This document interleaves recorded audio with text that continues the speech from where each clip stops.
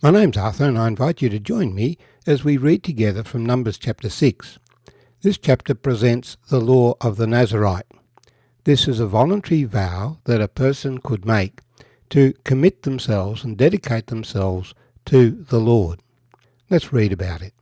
Then the Lord spoke to Moses, saying, "Speak to the children of Israel and say to them, when either a man or woman consecrates an offering to take the vow of a Nazarite, to separate himself to the Lord, he shall separate himself from wine and similar drink.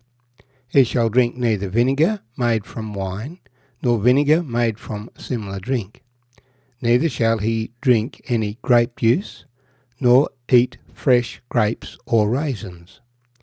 All the days of his separation he shall eat nothing that is produced by the grapevine, from seed to skin.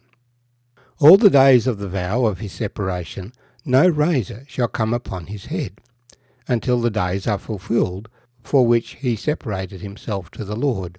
He shall be holy. He shall let the locks of the hair of his head grow. All the days that he separates himself to the Lord, he shall not go near a dead body. He shall not make himself unclean, even for his father or his mother, for his brother or his sister, when they die, because his separation to God is on his head. All the days of his separation he shall be holy to the Lord. And if anyone dies very suddenly beside him, and he does defile his consecrated head, then he shall shave his head on the day of his cleansing. On the 7th day he shall shave it. Then on the 8th day he shall bring 2 turtle doves or 2 young pigeons to the priest, to the door of the tabernacle of meeting.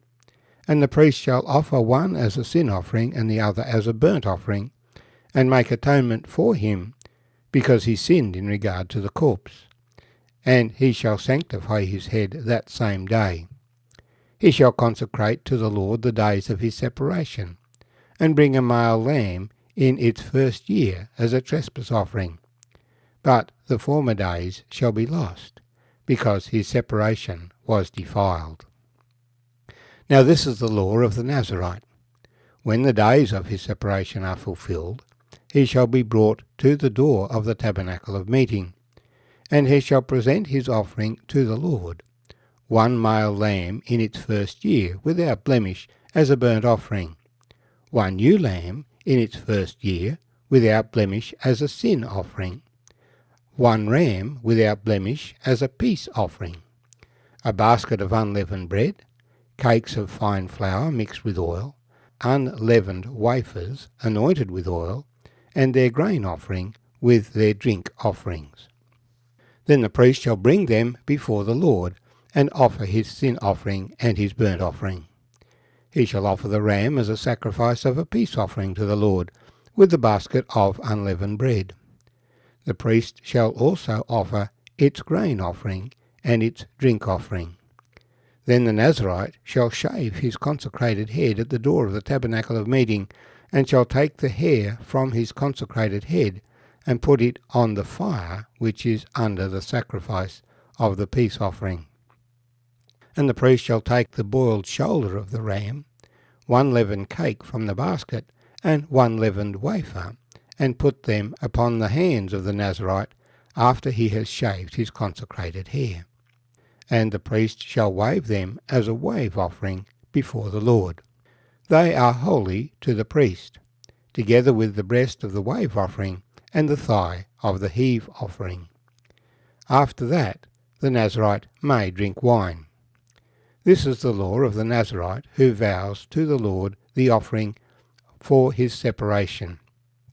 And besides that, whatever else his hand is able to provide, according to the vow which he takes, so he must do according to the law of his separation. And the Lord spoke to Moses, saying, "Speak to Aaron and his sons, saying, This is the way you shall bless the children of Israel. Say to them, The Lord bless you and keep you. The Lord make his face shine upon you and be gracious to you. The Lord lift up his countenance upon you and give you peace. So they shall put my name on the children of Israel, and I will bless them. And may the Lord indeed bless his word to us this morning. So the Nazarite vow is a vow of separation. It's separation from contact with the dead and separation from grape juice. And the Nazarite shaves his head at the beginning, I understand, and then lets the hair grow until the end of his period of separation. But the whole process then culminates with a big offering to the Lord, a burnt offering, a sin offering, a peace offering, wave offering. That is, the period of preparation is a period of separation to the Lord. Two particular examples stand out in the Scriptures. One of the most spectacular is Samson, whose mother was told that he was to be a Nazarite from his birth. And he became a judge in Israel and began the deliverance of the children of Israel from the hand of the Philistines. But he was slack in his obedience to the requirement to stay clear of the dead bodies. In fact, there was much death associated with him as he slew enemies, as he slew the lion, and ultimately in his death when he tore down the temple of Dagon and killed more when he died than he killed during his life. But the Lord gave him extraordinary strength while ever his hair remained uncut. And this is a picture of the fact that when we are dedicated to the Lord, then the Lord gives us strength to do that which is right and good. And so the Nazarite, dedicating himself to the Lord in this way, would be spiritually blessed and have spiritual strength in that process. So much so that we even find in the New Testament Paul taking vows which seem to be Nazarite vows. He shaved his head. He paid the expenses for others who were undertaking these vows. The expenses associated with presenting their offerings at the end of the period. The whole process is to draw near to God, that he might draw near to us. You carry on with your normal work, whatever it might be, but you avoid the fruit of the vine, you don't have your hair cut, and you avoid contact with the dead. Of course, sometimes it might happen that somebody dies beside you and you can't avoid contact with the dead, and the process then was that after a period of cleansing, you had to start all over again. And that's in effect what happened with Samson. When his hair was shaved by Delilah, the strength of the Lord left him, and they poked out his eyes. But as he worked at the treadmill, his hair grew again, and in due course the Lord gave his strength back to him.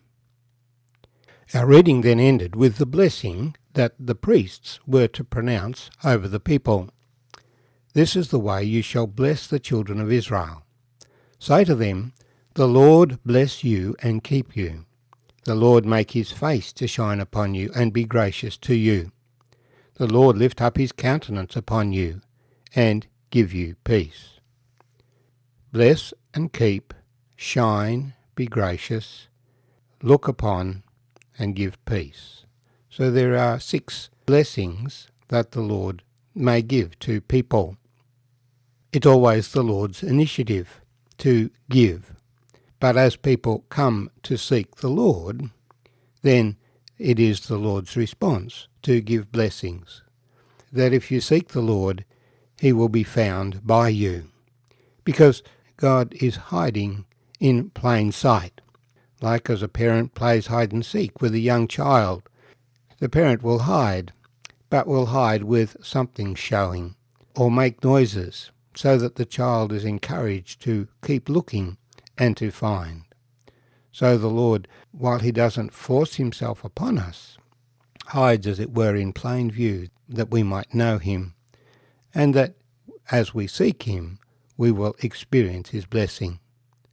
And of course this is connected to the Nazarite vow, because the Nazarite vow was seeking to put God first in your life. So you shall put my name on the children of Israel, and I will bless them.